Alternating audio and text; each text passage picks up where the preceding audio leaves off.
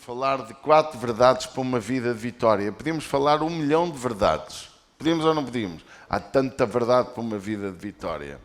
E inspirado em um texto bíblico, que é o capítulo 11 de Marcos, estamos falando de uma série de estudos para focar a nossa fé, acreditarmos no poder que há naquilo que nós queremos em Deus, e muitas vezes nós não entendemos alguns princípios para que Deus possa agir em nós e através de nós. E é interessante, eu estava a meditar sobre este capítulo 11 de Marcos, que não o vamos ler todo, vamos ler alguns versos aqui e acolá, mas é sem dúvida um texto incrível. Resumindo o texto fala sobre a entrada de Jesus em Jerusalém e no templo. E essa entrada é tão extraordinária, com algo sobrenatural que acontece. Há revelação aqui no texto, Jesus disse o que ia acontecer sobre a jumenta que iam buscar, entre outras coisas. Depois Jesus atravessa e passa por uma figueira, e aquela figueira que, embora fosse fora do tempo do fruto, ela, claro, não tinha fruto, estava sem folhas, estava sem qualquer fruto, e Jesus amaldiçoou a figueira para dar uma lição aos discípulos. Jesus não tinha nada contra a figueira, muito menos que ela não tivesse fruto na altura que não é para dar fruto. Ele, se quisesse, fazia assim e o fruto aparecia. No entanto, Jesus não viveu dessa forma. Ele viveu como sendo 100% homem, limitado àquilo que o homem estava limitado. E os exemplos sobrenaturais de Jesus também foi transmitido para nós, a capacidade de podermos fazer os milagres, prodígios e maravilhas que Ele próprio fez. E Ele nos ensina. E neste texto passamos então pela figueira que morre. No dia seguinte, quando os discípulos visitaram a figueira, ela estava completamente seca, desde a raiz até aos troncos. Depois, a seguir, é a tal entrada no templo. Ele na jumenta, porque na semana passada falámos sobre o templo, aquilo que acontece quando Deus entra no templo, lembram-se? E neste caso aplicámos à nossa vida, no nosso templo, e aquela entrada de Jesus no templo foi em cima da jumenta. Não falámos isso na semana passada. E vamos perceber algumas verdades sobre isso. Porquê que Jesus entrou em Jerusalém na jumenta? O que é que isso tem de expressão espiritual para a nossa vida? E por fim, nós vemos como Jesus não só limpa o templo, mas a seguir ele fala e reforça aquilo que nós temos vindo a falar sobre a fé. O texto termina no capítulo, não termina, mas até ao verso 26, que é do 1 ao 26, termina com a lição da fé, não é? E o requisito importante para que a nossa fé seja exercida com eficácia, porque é a palavra que eu queria. A fé precisa ter a eficácia, porque falar de fé sem exercitar a fé é como o apóstolo Paulo dizia: mostra-me as tuas obras e eu vejo a tua fé. Muita gente tem muita fé para os outros, mas nunca vemos a fé nele. Tem muita fé para os outros darem oferta, mas nunca dá oferta. Tem muita fé para os outros viverem em santidade, mas ele não vive em santidade. Então há aqui umas lições interessantes a estudar. Então, sobre 4 grandes verdades sobre o capítulo 11 de Marcos, eu peço que o jovem mantenha Marcos 11 aberto. Depois iremos também para João 15, mas 4:11 fala-nos sobre o primeiro episódio, foi quando Jesus se aproxima de Jerusalém, e ali no verso 2 disse aos seus discípulos: ide à aldeia que está à fronte de vós, e logo que ali entrares, encontrareis preso um jumentinho, sobre o qual ainda não montou homem algum, soltai e trazei-o-me. E se alguém vos disser: por que fazeis isto? Dizei-lhe que o Senhor precisa dele, e logo o deixarão trazer para aqui. Ou seja, havia um jumento que é como se tivéssemos comprado um automóvel de 0 km, em que nós adquirimos um bem precioso para a nossa vida e disséssemos: este primeiro vai ser estreado, este automóvel, eu quero que, por exemplo, honrar o meu pastor com ele para que ele o estreie. Ó pastor, dê um passeio nele. não é? Seja você, antes de eu começar a conduzir, conduza você.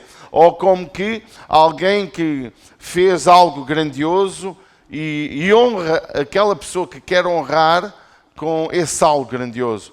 Eu queria dizer, o primeiro ponto para que a nossa vida seja uma vida de vitória é o ponto que o nosso pastor amigo Caleb falou no primeiro culto deste ano em Portugal. Chama-se honra. Honra. Honra é aquilo que nós temos que exercitar. E quando nós olhamos para este texto, vemos que o jumento 0 km foi criado, foi levantado, foi cuidado para honrar Jesus. Amém?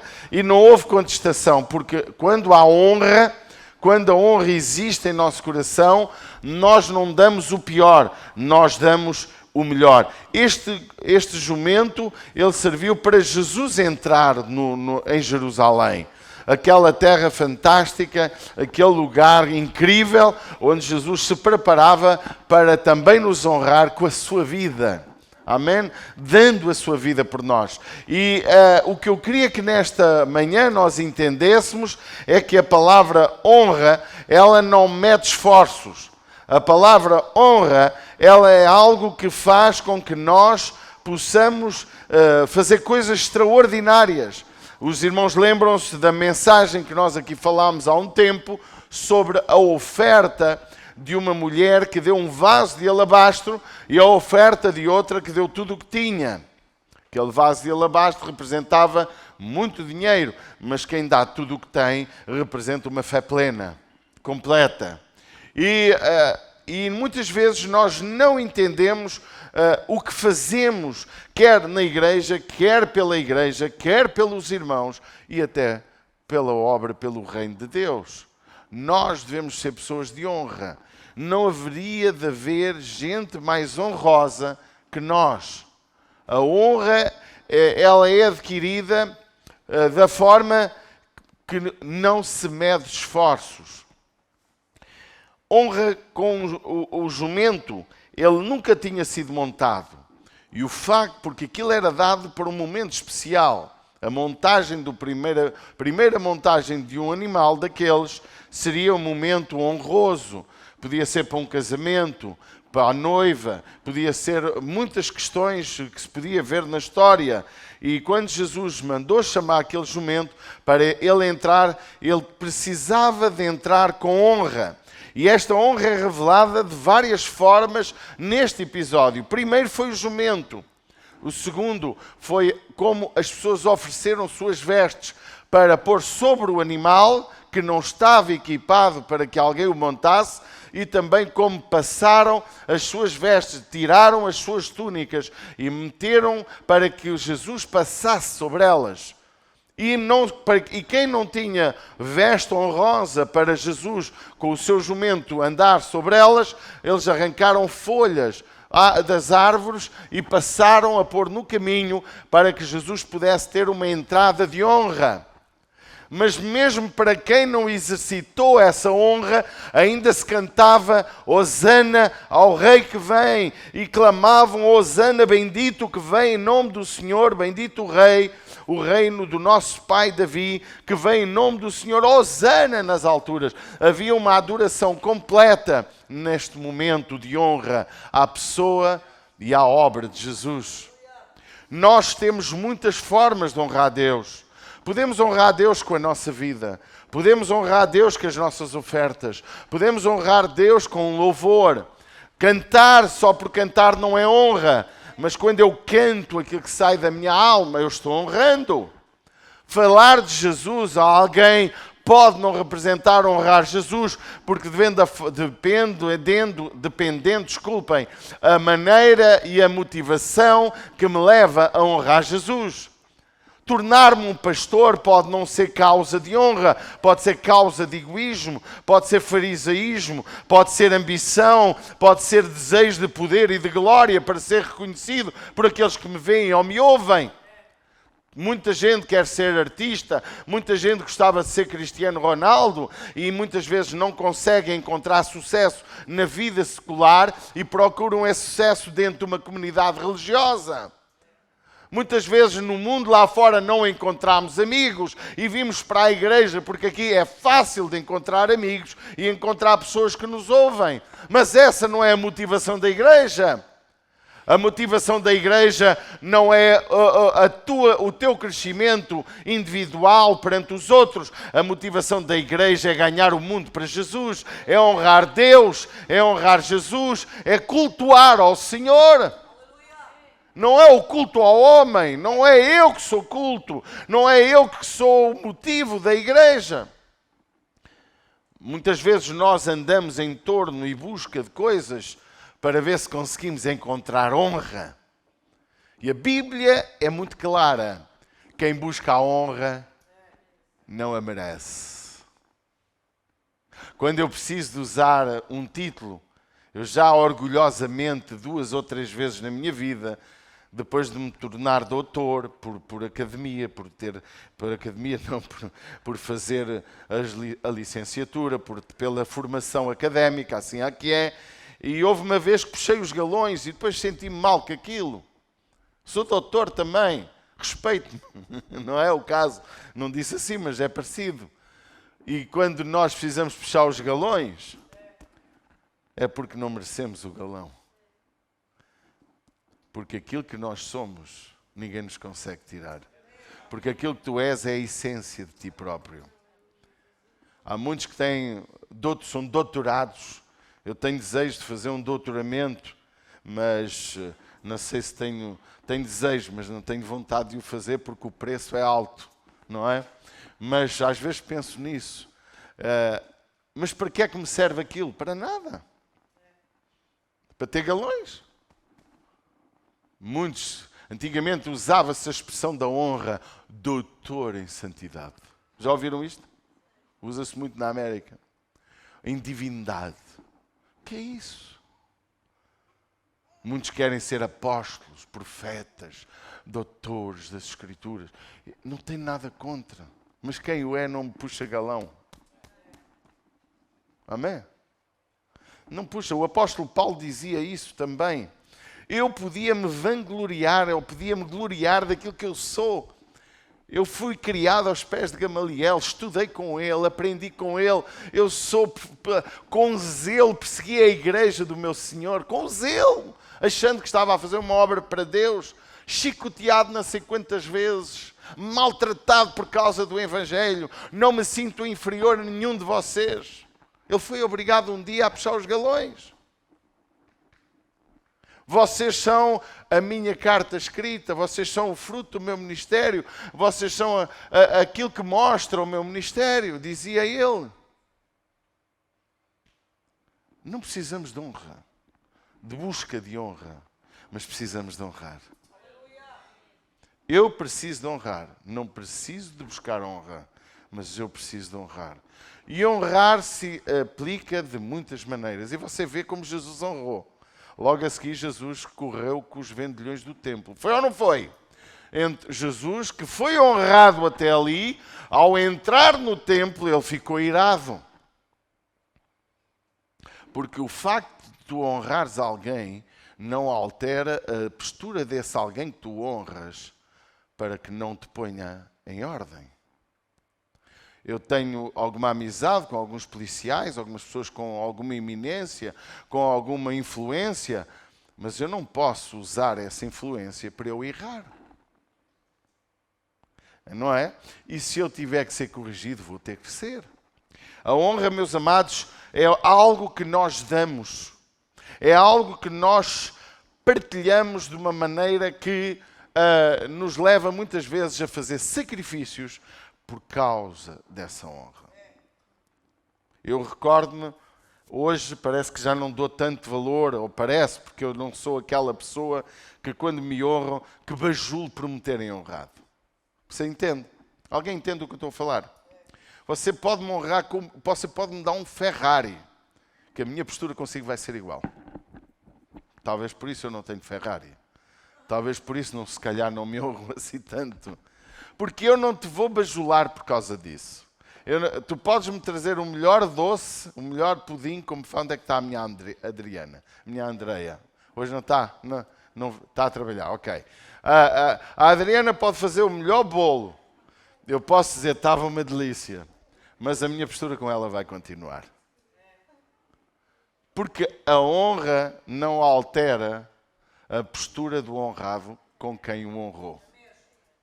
Deus não altera a sua postura contigo quando tu o honras de facto.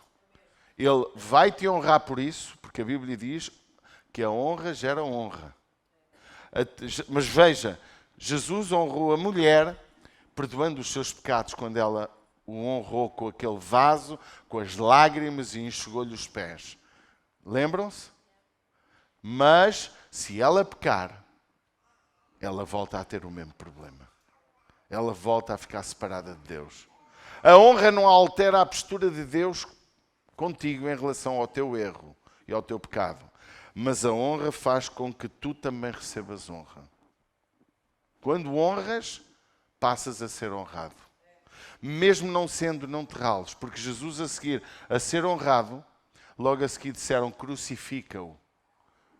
Aquele que honra muitas vezes quer crucificar. Está cá?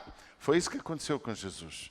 O mesmo Jesus que foi honrado, o mesmo Jesus que curou enfermidades, o mesmo Jesus que ressuscitou os mortos.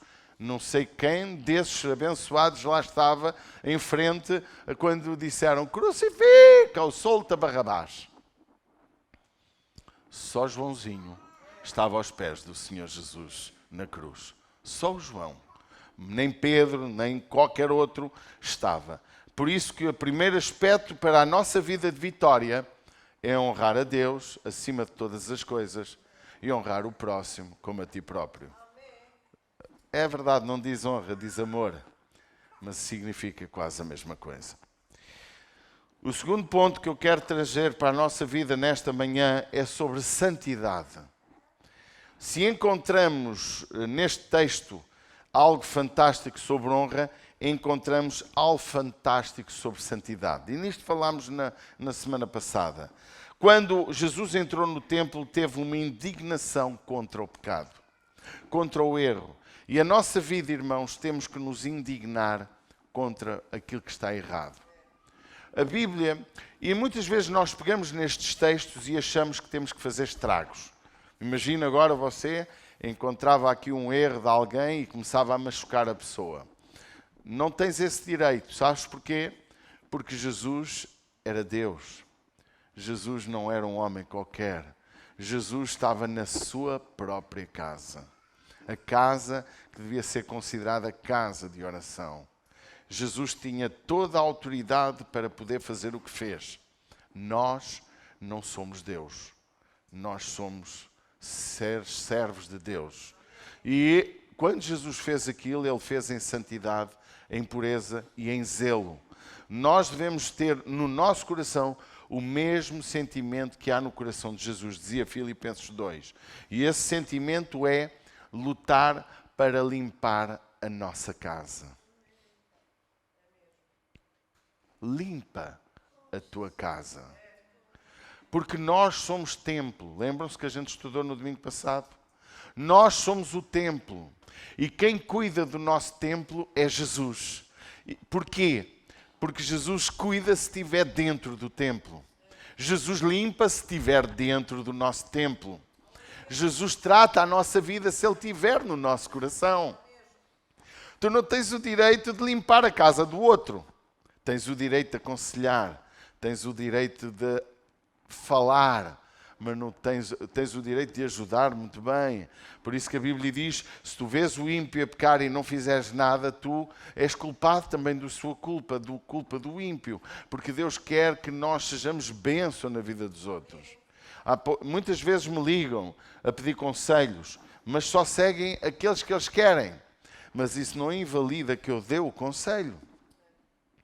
Porque é meu dever dar um conselho saudável. É meu dever dar um conselho certo. É meu dever amar a pessoa errada. É meu dever dizer à pessoa que está errada. Com amor, com carinho. Por isso que a Bíblia diz, exortai-vos uns aos outros, mas não falta lá a palavra com amor. Porque se for com com agressividade, pode dar a sensação de que tu queres ser mais justo que a pessoa que tu estás a ajudar. A igreja deve ser um lugar de santidade. A nossa vida, ela é uma vida de santidade. Porque se queremos uma vida de vitória, a Bíblia diz, sem a santificação, ninguém verá o Senhor. Quando Jesus entrou no templo, a sua indignação é revelada no capítulo 15 e verso 14 também. Jesus falando disso à figueira, ou melhor, não é aqui, peço desculpa. Sim.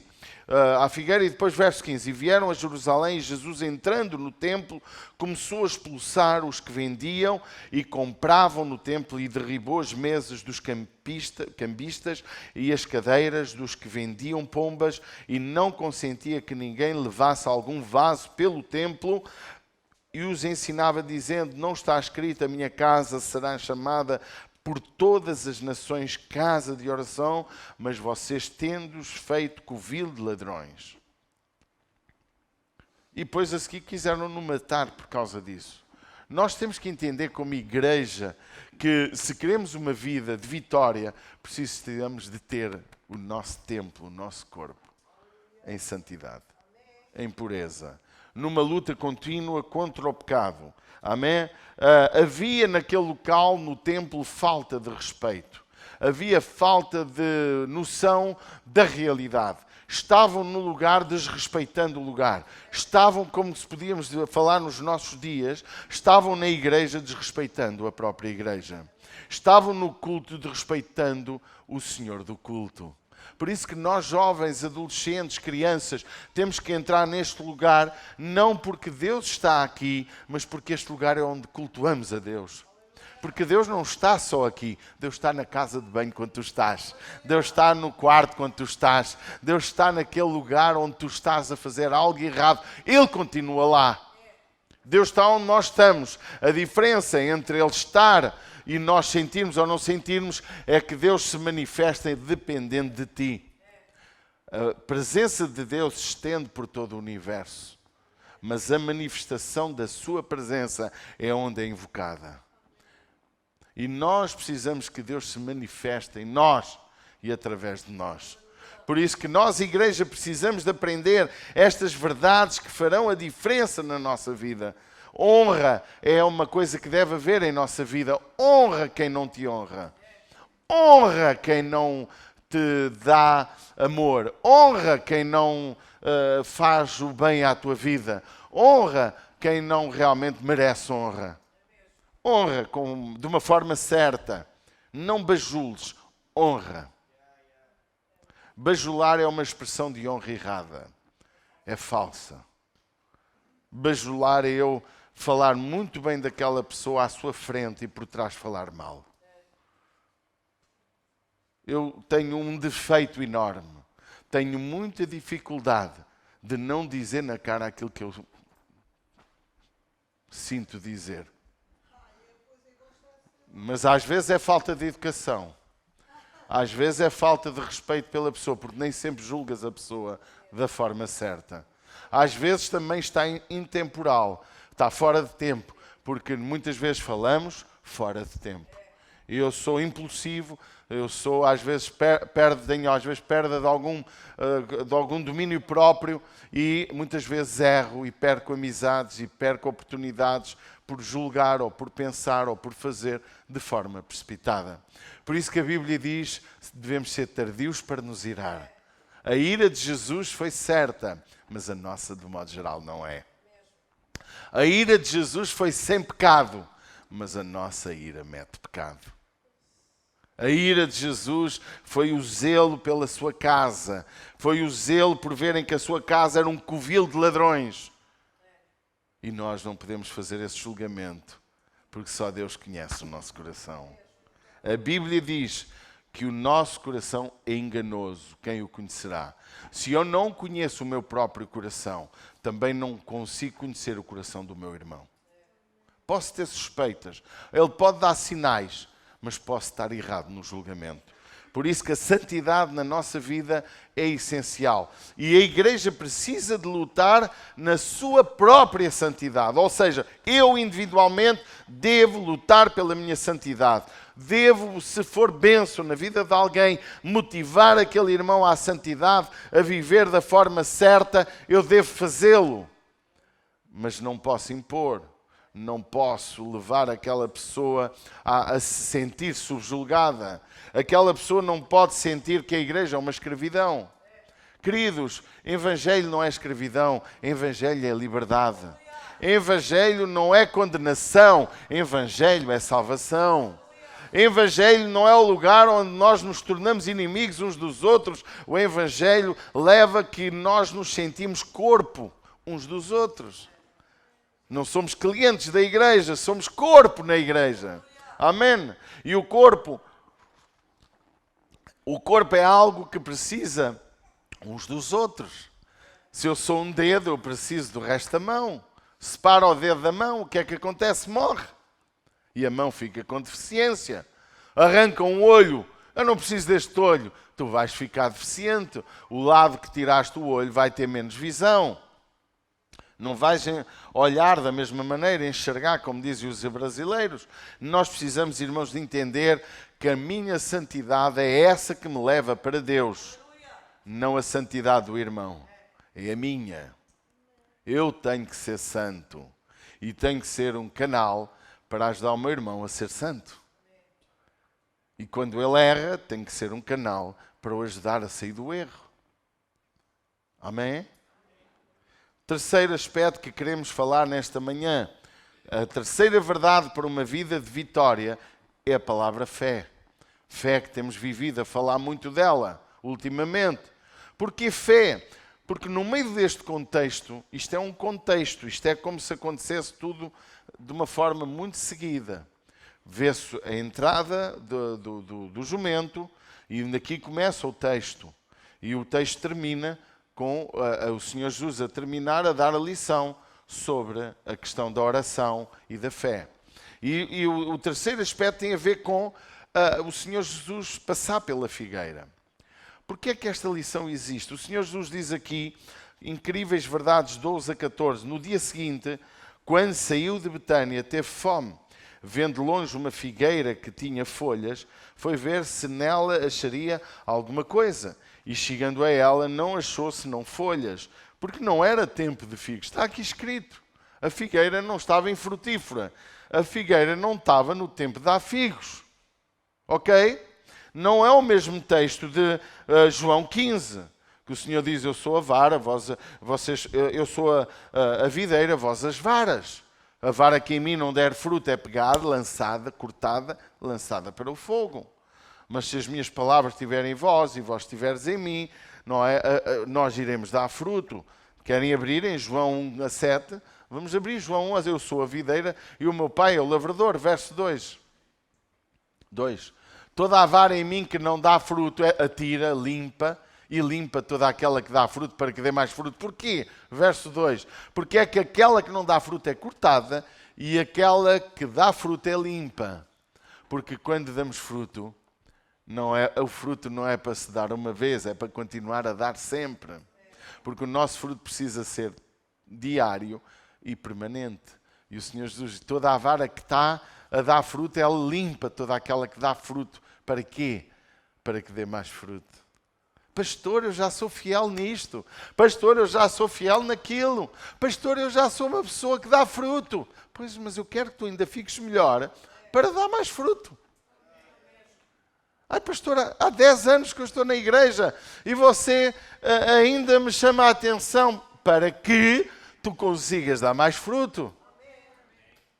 Pastor, parece que nunca faço nada certo. Você não me elogia, não me dá elogios. Mas tu precisas de elogios para quê? Para ser motivado? Há dias um pastor, já é a segunda vez que eu ouço falar sobre motivação e inspiração. É o nosso pastor amigo da Wilson, o Mário Boto. Ele tem uma afirmação interessante. Nós não podemos ser motivadores na igreja. Nós temos que ser inspiradores. Porque motivador cansa. Chega a uma altura que se cansa. A pessoa chega a uma altura que não tem como motivar mais. Mas quando a pessoa é inspirada a fazer algo, essa inspiração dura para sempre. é interior. Inspiração vem de dentro, motivação vem de fora. E nós temos que inspirar os nossos irmãos a ser melhores. Amém? E eu concordo em absoluto com esta afirmação dele. Porquê? Porque nós precisamos de honrar o nosso irmão, mas também precisamos ser motivo de inspiração para ele. Hoje é moda as pessoas estarem na igreja 6 meses, 1 ano e mudam de igreja. Hoje é moda nós estarmos na igreja 10 anos no máximo e dizemos o Senhor chamou-me para outra igreja. E é que não vamos para outra cidade nem para outro país. É que vamos para a igreja ao lado. Mas quando alguém está há 20 anos, como o Júnior, como a Anabela está há 24 connosco, a Corina há 24, quando temos, por exemplo, como a Karina, o Lucénio, o Jacó já está aqui há 10, 11 anos com a mulher. 8 anos. Quando estamos assim com muitos anos já, o Alexandre também. O Alexandre está primeiro ou antes do Júnior? Está depois do Júnior? É do mesmo tempo? Vocês é antes do Júnior ou depois? É 20, ok. Porque, então, isto deve ser motivo de inspiração para outras pessoas. Não é? Mas as pessoas hoje não querem, sabe porquê? Porque querem pregações muito eloquentes, muito cheias da unção, muito cheias da oração. Vamos orar por libertação, vamos orar por isto, vamos orar, como que se alguma coisa acontecesse nesses cultos, que você sai de lá igual ao que estava, sai motivado ou a dar dinheiro, diga comigo dinheiro, ou vai ser motivado a dar dinheiro, ou vai ser motivado a inventarem qualquer coisa para si. Mas a sua vida continua na mesma, com tanta oração, com tanta conversa, com tanto poder. E está tudo na mesma. Continuam-se a divorciar, passado 1 ano, chateiam-se que aquele pastor vão para o outro, porque não há uma vida inspirada. Não há uma vida com propósito. Não há uma vida que busque de facto a santidade, a honra. Porque muitas vezes, irmãos, hoje as motivações pelas quais vem muita gente às comunidades são erradas. Peço desculpa a quem me vai ouvir. Peço muita desculpa. Não tem que se sentir acusado. A melhor maneira de arranjar trabalho, de arranjar amigos, de arranjar casa, de arranjar casamento, de arranjar nhanhanhãs, é vir a uma igreja evangélica. É mentira. Eu já ouvi brasileiros, estrangeiros, especialmente brasileiros, porque os ucranianos, a língua que a gente não entende, não conseguimos falar com eles. Irmãos, que não seja essa a tua motivação. Olha, nem vim para Portugal para ganhar dinheiro. Não. Há dias, ontem, estava a falar com um rapaz que está num imóvel que nós estamos a vender e ele precisa de sair até o fim do ano. E ele estava a dizer, eu vim para Portugal, era brasileiro, casal bonito. Eu vim para Portugal para dar educação à minha filha, para viver num lugar de paz. Porque eu era para ir para a América, mas preferi vir para aqui. Não foi para ganhar dinheiro, foi para encontrar um lugar. Ou seja, Portugal inspirou para dar um futuro melhor à sua filha. E que nós possamos ser a igreja de inspiração. Porque motivação morre. A motivação desaparece. Chega a uma altura o pastor já não sabe inventar mais nada. A motivação é uma igreja de eventos. Agora vem o pregador A, a seguir vem o pregador B, a seguir vem não sei o quê. E depois ele profetiza sobre a tua vida. E depois diz o que já sabes, o que já ouviste ou o que nunca ouviste. E aquilo vira tudo ao mesmo. Passado um mês estás na mesma. E se tu tomas aquilo como direção muitas vezes, porque muitas vezes não é Deus for. Deus é bom tomar como direção, mas muitas vezes não é. Porque se tu olhares para aquele pregador, tu vais ver ele a falar o mesmo em todas as comunidades onde ele passa. Eu não me importo pregar a mesma mensagem 1000 vezes, porque é ensino para vocês. Agora, profetizar sobre a vida de alguém, não me parece que Deus tenha a mesma conversa para toda a gente. O que Deus tem para ti é uma coisa, o que tem para o vizinho do lado é outra. Não é? Deus só tem um marido para ti, uma mulher para ti e uma direção de vida, um propósito de vida. Meus irmãos, não procuremos propósitos, para 1 ano, para 2. Eu preciso de um projeto a 2 anos. Isso é empresa, isso é empresarial. E a igreja não é uma empresa. A igreja é o lugar onde se cultua ao Senhor, o lugar de mudança da nossa vida, o lugar onde Deus quer transformar os nossos corações. E quando nós olhamos, voltemos a 3, versículo 3, que o tempo já está a acabar, tem um bocado está a Corina a subir. Vós já estáis limpos pela palavra que vos tenho falado. Está em mim e eu em vós, como a vara de si mesmo não pode dar fruto se não estiver na videira. Assim também vós, se não estiverdes em mim. 5 até 7, eu sou a videira, vós as varas. Quem está em mim e eu nele, esse dá muito fruto. Porque sem mim, diga comigo, sem ele eu não posso fazer nada. 6, se alguém não estiver em mim, será lançado fora como a vara e secará. E os colhem e os lançam no fogo e ardem.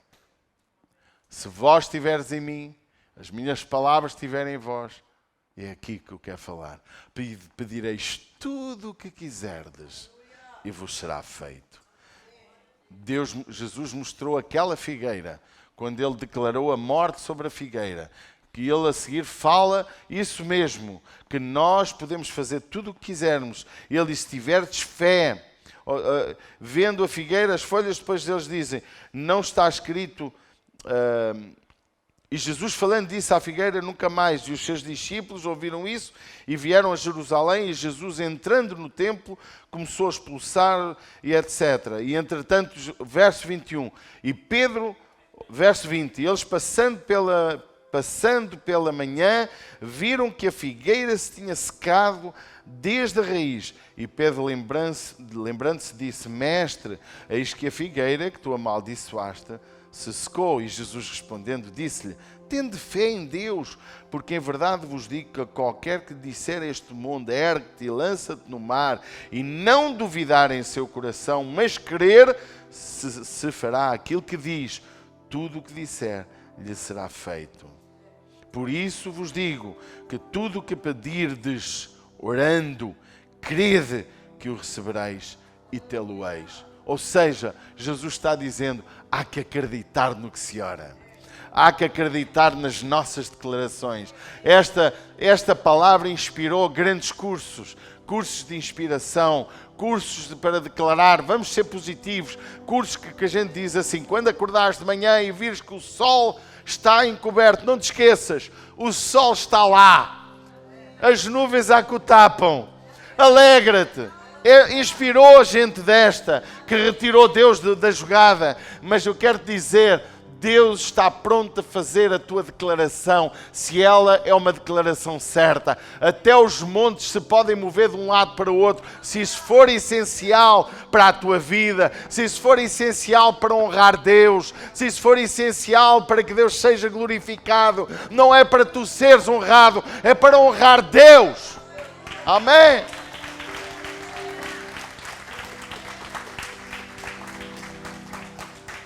A nossa honra, a nossa atitude, a nossa declaração de fé, o nosso amor, a nossa vontade de fazer a obra de Deus, ela deve ser acima de qualquer outra vontade. E quando Jesus disse, tudo o que pedirdes crendo, eu farei. E ele diz também lá na oração, que ele orou por nós, para que o Pai seja glorificado no Filho, para que o Filho seja glorificado. Amém? Porque quando nós honramos Deus, quando há sobrenatural em nós ou através de nós, deixe-me dizer-lhe uma coisa, Deus é honrado. Deus está pronto a levantar-te com um ministério fantástico, mas honra. Eu tenho dito aqui, quem me dera que Deus levante muitos pregadores nesta casa, melhores pregadores que eu, ungidos para curar as enfermidades, ungidos para fazer a obra de Deus, mas tem que honrar. E honrar em primeiro Deus e depois também honrar quem o levanta, quem o ajuda, quem o ensina, porque a falta de honra leva-nos a perder a bênção de Deus. A última palavra que eu quero trazer nesta manhã, é a verdade sobre uma vida de perdão. Porque não é em vão que neste contexto volta Jesus a insistir. Verso 22, ele diz que realmente nós precisamos de perceber uma coisa. Verso 24 e 25. E quando estiverdes orando, perdoai, se tendes alguma coisa contra alguém, para que o vosso Pai que está nos céus vos perdoe as vossas ofensas.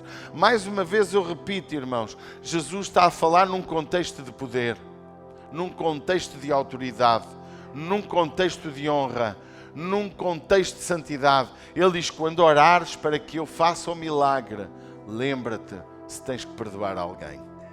Lembra-te, perdoa, perdoa. É tão importante este texto do contexto que nós, se queremos bênção na nossa vida, só há o caminho do perdão.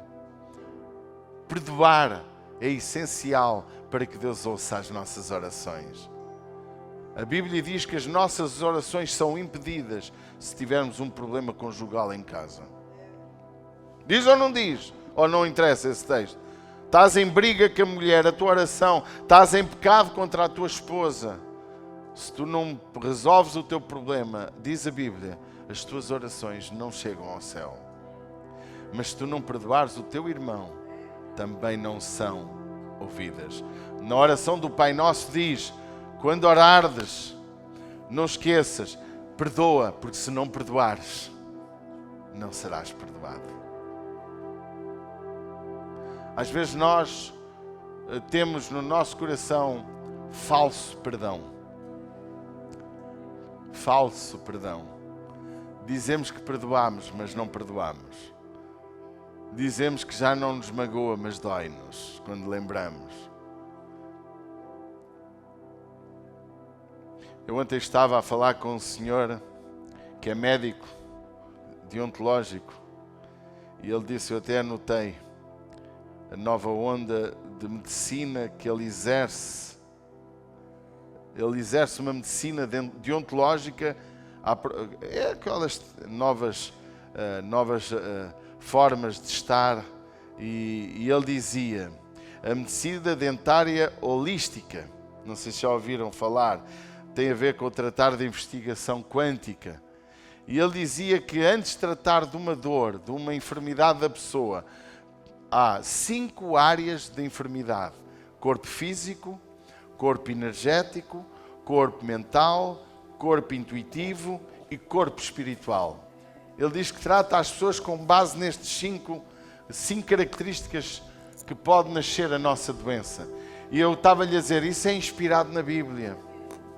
Porque nós curamos muita doença quando libertamos o nosso coração da falta de perdão, da raiz da amargura, da dor na alma por aquilo que o Pai fez. A Bíblia diz, lembra-te onde caíste e arrepende-te.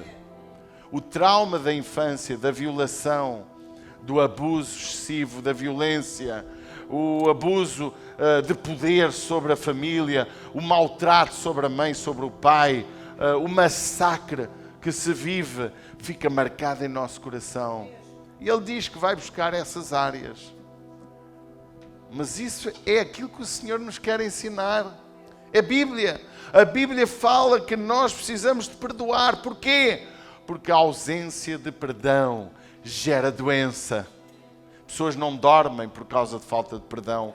Pessoas estão depressivas, tomam comprimidos por falta de perdão. E eu quero te dizer, se queres uma vida de vitória, 4 aspectos importantes nesta tarde: honra, santidade, fé e perdão. 4 áreas que poderão transformar a tua vida para uma vida de vitória e uma vida de inspiração para os outros. Que nós possamos nesta tarde orar em todo o tempo, mas acima de tudo ter um coração livre de perdão. Eu fui magoado por pastores, eu fui magoado por amigos, fui magoado por família, fui magoado por mãe, fui magoado por pai, fui magoado na minha infância pelos amigos, fui magoado de todas as formas e feitios, fui magoado quando quis ser pastor, quando quis vir para o ministério, fui magoado no ministério, sou magoado ainda hoje. Se eu não libertasse perdão, eu era um miserável. Quem é que não foi magoado como eu já fui? Alguém aqui nunca foi magoado por família? Nunca foi magoado por amigos, por pastores, por colegas, por trabalho, por patrão? Ninguém? Vocês são os felizardos. Aprende a pegar na mágoa e entregar a Jesus. E limpa-te, porque vives livre. Vives completamente livre.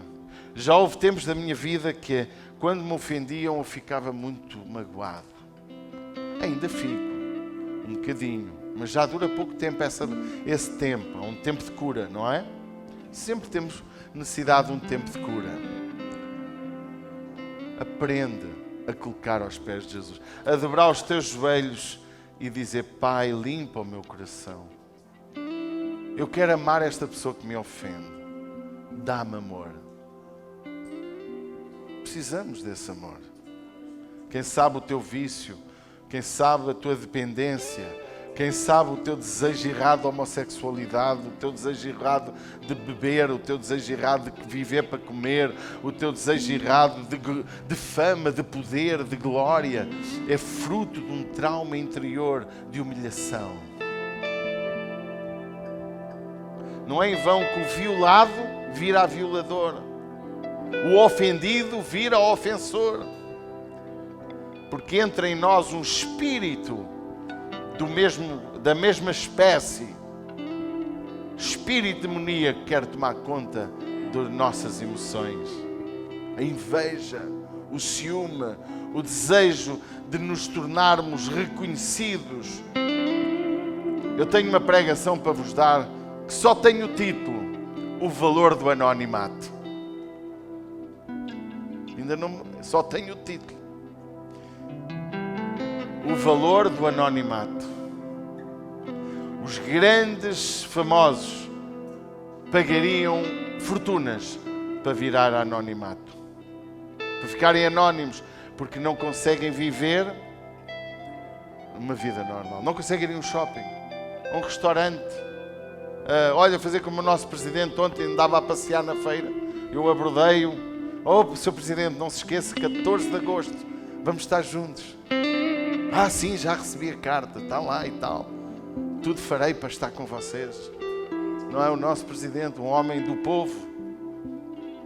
O anonimato é o caminho para a tua honra.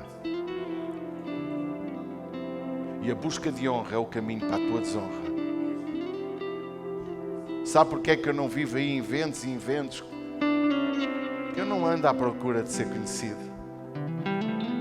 Não ando à procura de ser convidado para pregar aqui e acolá. Sabe porquê?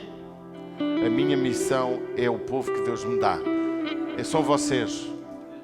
E se amanhã Deus me mandar para o outro lado fazer algum trabalho, eu vou. Se é preciso é que seja Deus, não seja a minha ambição. Vive debaixo da orientação de Deus, mas acima de tudo perdoa o pai, a mãe, o avô, o teu avô ali, aquele não ofende ninguém, aquele homem. Perdoa quem te magoa, quem te ofende, e se puderes leva uma palavra de esperança. A Bíblia é a única palavra que pode transformar o homem, porque a palavra de Deus tem o poder de nos transformar. Amém? Vamos fechar os nossos olhos, vamos levantar-nos.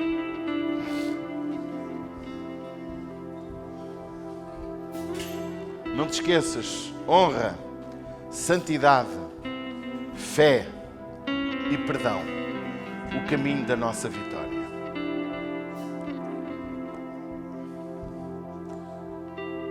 Fecha os teus olhos onde estás.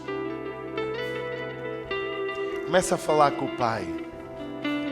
Lembra-te se tens alguma coisa no teu coração que está magoando a tua vida, está ofendendo o teu coração, se te impede de ser fiel, de viver em santidade com Deus.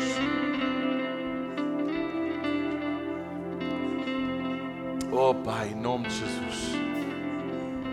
Pai, em nome de Jesus, vamos levantar nossas mãos para os céus.